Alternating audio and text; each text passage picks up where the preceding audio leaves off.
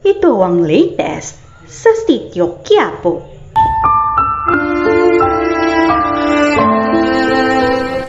Tinitiis ni Santino ang lahat upang makamit lamang ang kanyang pangarap na maging boksingero, pero sadyang hindi patas ang mundo dahil pag-iinitan siya sa gym habang ginagawa niya ang kanyang trabaho. Mabuti na lamang at may isang tao ang sasaklolo bago pa siya mabugbog sarado. Sa kabilang banda, natagpuan na si Camille ng kanyang pamilya habang naglalakad siya sa kalsada at napansin nila na may pasa sa mukha ang dalaga. Dahil sa patuloy na pangungulit, si Camille ay napaamin. Pagsusuplong niya sa pulis, ang nagbigay daw ng pasa sa kanya ay si David.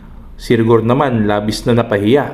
Ang anak kasi niya ang itinuro sa nangyaring pang-aabuso. Samantala, matapos ang tagumpay na misyon ni Tanggol at Bubbles na mapatay si Congressman Sibilya, ang pangalan ng ating bida biglang bumango kay Director Espinas.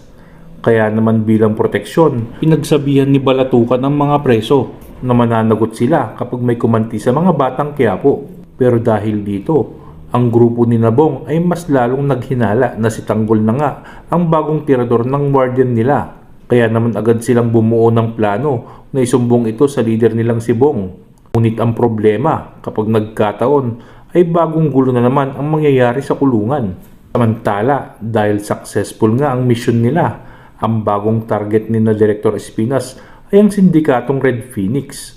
Tutol ang kanyang mga tauhan dahil malaking grupo ang kanilang babanggain. Pero si Warden ay malakas ang kumpiyansa na kayang-kaya ito ng bagong alaga niya. Mas lalo pang nainganyo si Tanggol na kalabanin ang Red Phoenix dahil ang grupong ito ang dahilan kung bakit nakulong sila. Tunay ngang tadhana na ang gumagawa ng paraan upang magkita ang mag-ama. Dahil ang next target ni Tanggol, magiging kaaway rin pala ng kanyang amang si Ramon. Nagkakalabuan na kasi ang kanilang grupo at ang panig ni na Angkong. Ang utang kasing droga hindi pa mabayaran, kaya't si Ramon ay naniningil na. Magkakatutukan na nga ng baril ang dalawang grupo dahil sa usapang salapi. Pero ang tanong, sino sa kanila ang magagapi? Kaya ating yang abangan next week dito lamang sa FPJ's Batang Quiapo. Thank you and God bless.